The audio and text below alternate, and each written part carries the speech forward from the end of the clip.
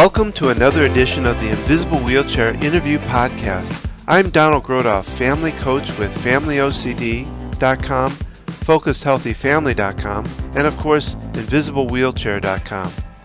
In the Invisible Wheelchair interviews, I get the wonderful chance to interview some of the experts with obsessive compulsive disorders, professionals that treat OCD, people who are going through or have been through OCD, parents and caregivers of those suffering from OCD, and of course anyone that advocates for treatment of OCD. My goal of these interviews is to inform people on all aspects of OCD and bring about awareness of obsessive compulsive disorder. Please remember that I am not a doctor, therapist, or counselor, and the content, information, resources, and ideas that are talked about and brought up here in these interviews are not necessarily the views and opinions of myself, Family OCD, Focused Healthy Family, and Invisible Wheelchair Podcast, and I always recommend to seek additional professional help in finding solutions for yourself. You can find out more about me at FamilyOCD.com, FocusedHealthyFamily.com, and InvisibleWheelchair.com.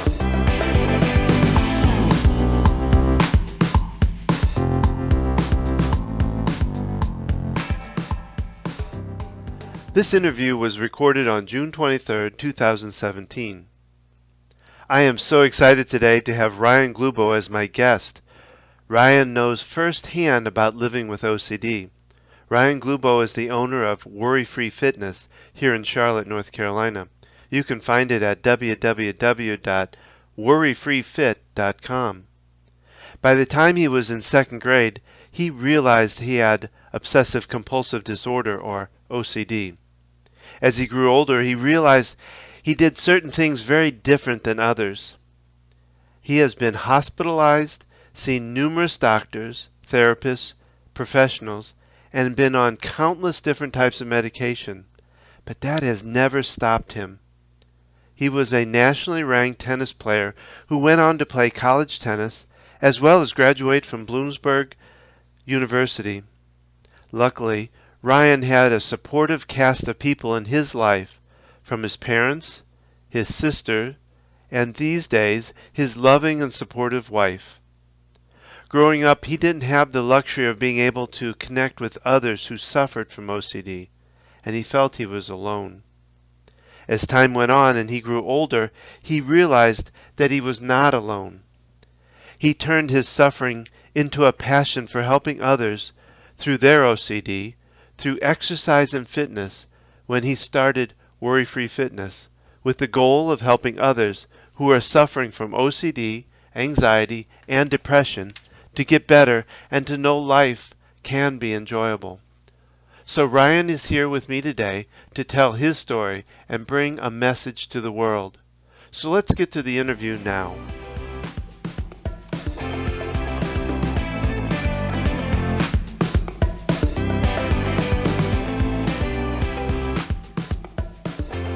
So, Ryan, welcome to the Invisible Wheelchair Podcast. I'm so glad to have you on today. Thank you, Don. I'm really excited to be here, share my story with you and your audience. Thank you for having me. Well, you're welcome. So, Ryan, what I'd like to ask, if you could share your story of your life through OCD. Absolutely. I mean, I grew up with OCD. I started noticing it in second grade. That's when the rituals and the tics really came about, and my parents noticed it as well. That's when I remember going to my first doctor. I did things, washing my hands. I had to erase things, rewrite things in school, checking under my bed, going in and out of showers. I was taking, 3-4 hour showers at some point. So having that OCD at that young of an age was really hard, especially in a time where I couldn't share it with anybody, and I kind of felt like I was alone.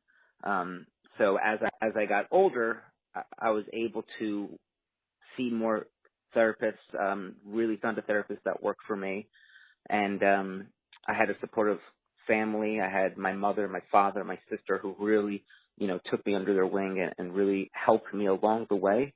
But growing up with OCD, it's not something I know we hear on TV. We hear on what our friends say. I'm so OCD. I have to wear the same shorts if I have a victory going in sports. But it's something that really deterred my life. It set me back. It was hard to make friends with OCD. It was hard to communicate with people. Go to sleepovers, just because I was afraid of, well, what if I have a ritual that comes about? What if someone sees me? And I think the biggest thing I noticed was it was at my father's uncle's funeral. That's when I first saw my father cry, and that's when I really realized and saw my OCD come out. So it was a traumatic situation that made it happen, and I think that's what really put it together that, okay, I need to fix this. I need to figure out what's going on, because it was taking me hours to go to bed. Some kids are going to bed at 9 o'clock at night. I would start to go to bed at 9 at night, and I wouldn't fall asleep until 1, 2 o'clock in the morning, because I had to turn my light switch on, turn it off countless times, which then set me up for the next day, being tired. I went to school tired. I overslept. I didn't make it to school on time. So it affects everything, not just counting and not just getting in and out of a shower, not just washing the hands, but it affected my whole day and as well as my family. I'm going to ask you a question here is, how did you see it affect the others in your family? I just remember, coming home and my mom seeing me go in and out of my front door, and just the look of just sadness, not judging me, not just sadness that she wished she could do more, that my mom and my father wished that they can do more. When with someone with OCD, there's only so much a parent can do. It's really on the child to make a decision whether they want to try to fix this or not. But, my mom and my father also went to countless support groups. They got therapists of their own of how to help me. And I think also when I was in grade school and really in middle school, is when my anger went out with my OCD, because I started developing depression, and I started acting in a way that I don't ever recall myself acting. I wasn't going to class. I was failing. I wasn't getting along with my peers, and I could tell it really frustrated and made my parents upset. And it was almost like they couldn't do anything. No matter how much help they gave me, no matter how much resources, they put in front of me, I wasn't ready to change, and I didn't think I was worth it to change, and I think that as I got older and now, I'm starting my own family, I realized that it must have been so hard on them, and I didn't appreciate everything that they did for me, especially my sister also. I remember we would be it would be nighttime and my sister slept in the room next to me, and I would be switching on and off the lights. And my sister would try to come in and she would try to help me and she would try to, stop me from doing it, and I would just get angry. Even though I knew she was trying to help, it's just a gut reaction to me that just, I got angry. I felt like I was being judged, even though I know I wasn't, and Yeah. I think that's the hardest thing for the parents and for siblings, especially older ones, is that there's only so much that they could do. And it's a hard situation to be in, especially if the child's not willing to change, So I think that was the biggest thing with my parents. And you and I had talked about we want to get more into the family and talk. So we'll probably do another podcast talking about family and relationships. How did you really find help for yourself? I remember going through countless therapists, countless psychiatrists. And what people ask me sometimes, and what I really try to let people know, is you kind of know right off the bat when you meet somebody. Either you click or you don't click. Either that person, understands you and you really feel like they're there to help you, or are you just another patient? Are you just another client to them? And I remember I think I was 10 years old when I found my therapist and my last therapist, Sandra. she was a lifesaver for myself and my family, especially my mother. Me and my mom would go to her together, and we would try to work through things. But she really got me. She put me in situations that I was able to succeed in. I think that's so important that kids, adults, whoever who has OCD, anxiety, depression, whatever it may be, that we're put in situations that we can succeed. I remember seeing a few doctors that were telling me to do things, and it just didn't click, and I didn't understand why. And so I didn't have the knowledge, so I didn't do it. Someone to really put me in a situation that I understood, okay, I want you to do this, this, and this is why I want you to do this. And I think with that, I was able to really open up to her. I was able to feel comfortable, and I was able to, okay, let me do this so I can see the goals and see that I succeed with these goals that are put in front of me. And I think once I got that therapist, I was able to communicate a little bit better with my family, so our home life got better. And mind you, it took a long time for that to happen. I mean, we got into some brutal fights, me and my family. I mean, it would be in the morning, during the day, at night, all the time. And it took me to get a little older to understand a little bit more of what my family was trying to do, what my therapists were trying to do, and what I'm trying to accomplish, for me to really let people in and let them see me for who I am, and try to get better, not only for my family, but for myself. So I think that was a huge stepping stone for my recovery, and for me to see myself getting better. And then the older I got, the more, I was a tennis player growing up, so I played since I was 5 years old. And the one thing I know is that tennis helped me. When I was on that court, all I was focused on was the opponent or my training. So anything I was doing with OCD just went out the window, because I wasn't focused on that. My mind was focused on something else. And that's, where it kind of clicked inside was, okay, I see a difference. I can control my OCD. And I understand the fit or not shake, because I really believe for OCD that you really need a person, a practitioner or a professional that understands OCD to be able to really heal it. So, and that kind of what you just said leads me into talking about the tennis and all, and the fact that I know that you have, really used fitness as a way of getting past your OCD, and I was wondering how fitness training and fitness work relate to solving or getting past those, working with OCD and getting past it. Yeah, absolutely. I mean, I think I was in college when I first realized that fitness and really helped with my OCD, that I didn't have to depend on medicine to better myself. And that's what I was doing. I was depending on medicine and medicine alone, which I don't suggest. You have to put the work in.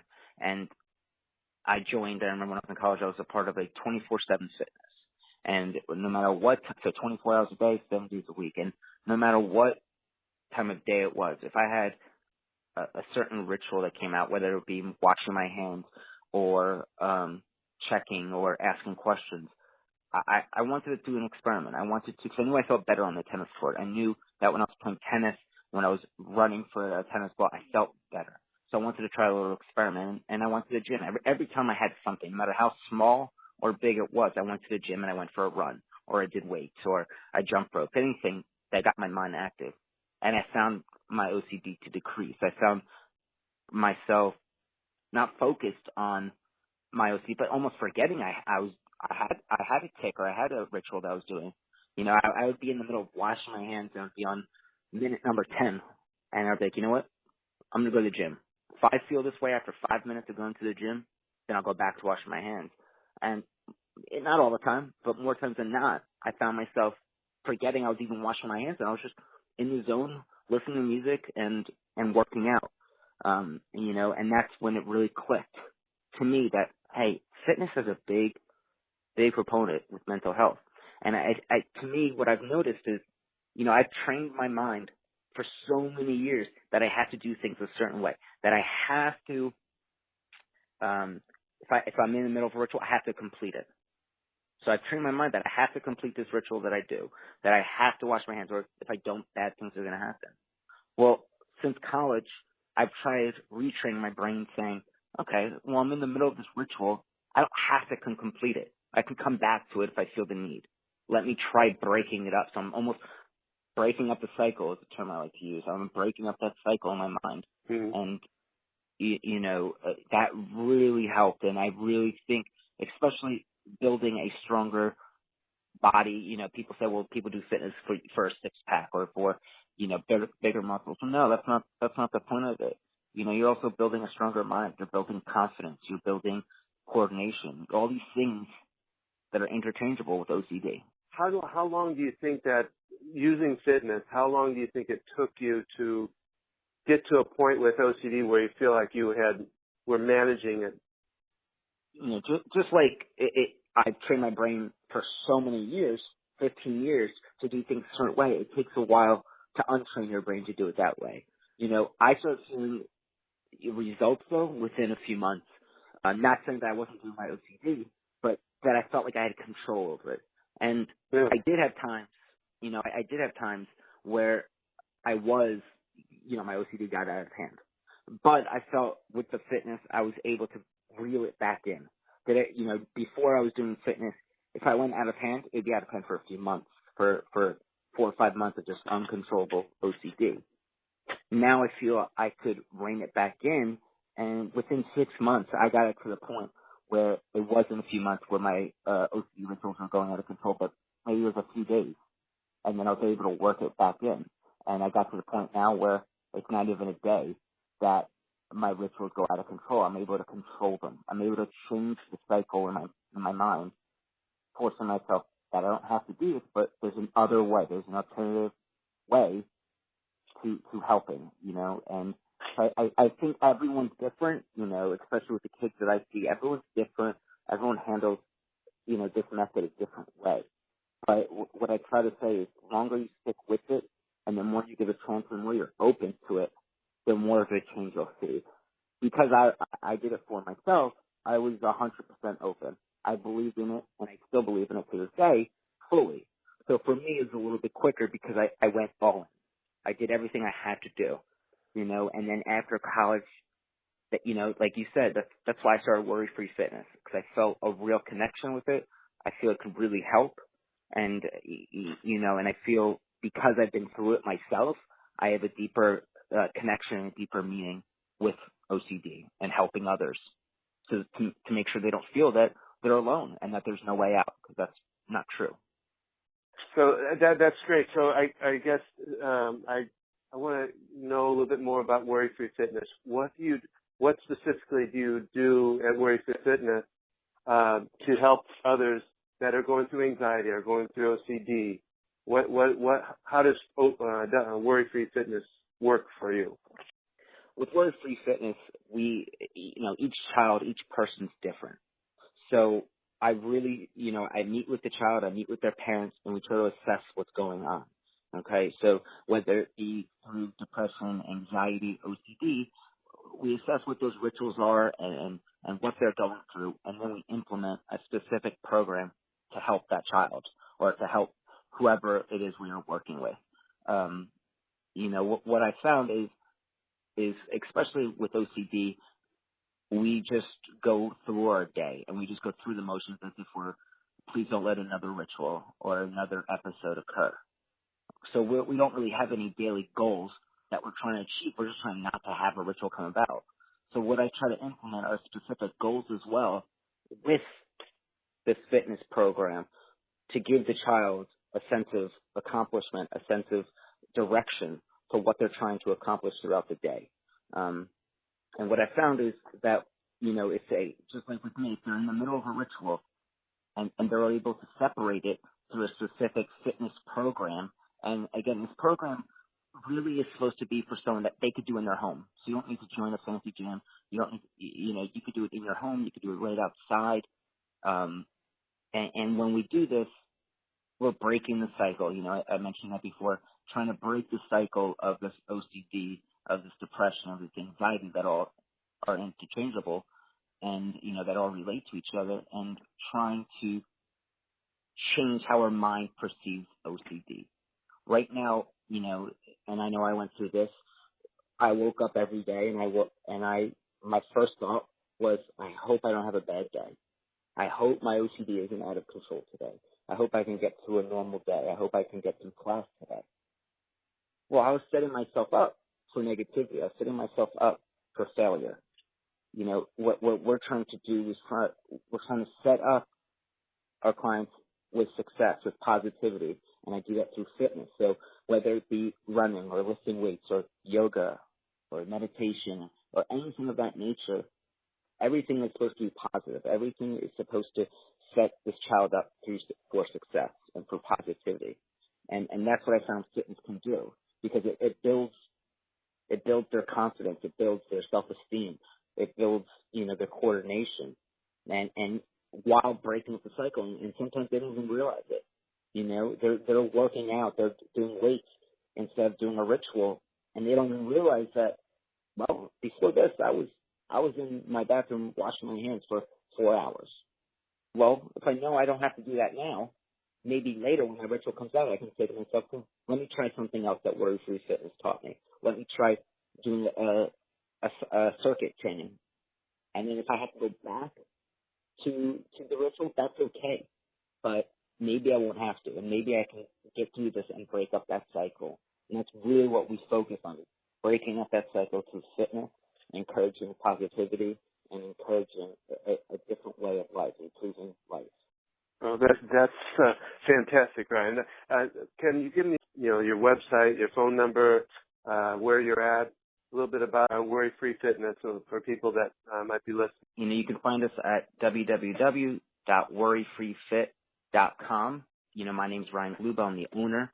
Like you said in the beginning, you can reach us at our phone number, 732-406-7719, or just shoot me an email at worryfree86@gmail.com. And we set up a free consultation. So the first thing we do is always free. We always set it up as a consultation.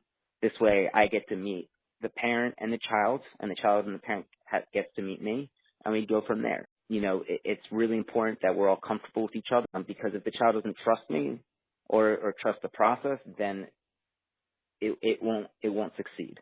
So that's the main priority, is that the child gets to meet me as well. Well, Ryan, this has been wonderful. I've really enjoyed talking with you. You've given some great information. I think this is wonderful what you're doing out there, helping people through fitness. So thank you again for joining us today. Thank you so much, Don, for having me. I really appreciate it. And I forgot to mention also, we do have a support group for adults, and parents as well. So if that's something that people are interested in, please contact me for that information as well. But it's been a pleasure, and I'm happy to share it, and I'm glad. And I just want everyone to know that they are not alone. There are hundreds of thousands of kids out there that are going through the same thing.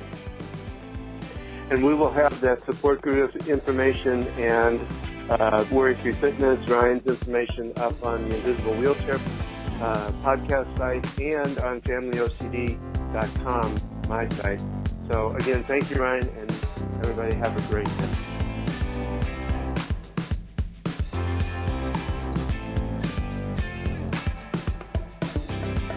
This concludes this podcast. Please remember to leave comments for me, because that really helps me to understand what you're looking for and helps give me fodder for the next possible podcast. Also, I'd love to hear your invisible wheelchair story if you're willing to share it. If you are, feel free to go to invisiblewheelchair.com and click on Tell Your Story. Now, if you've heard these things and you feel like you need further assistance or some help in what you're going through, and you want to spend some time with me working through those issues, then feel free to book a session at focusedhealthyfamily.com or familyocd.com, or simply call me at 704-562-1630. I hope you've enjoyed this podcast and will join me for the next one. Remember, keep tapping, talking, and transcending your life into new heights. Thank you, and have a great day.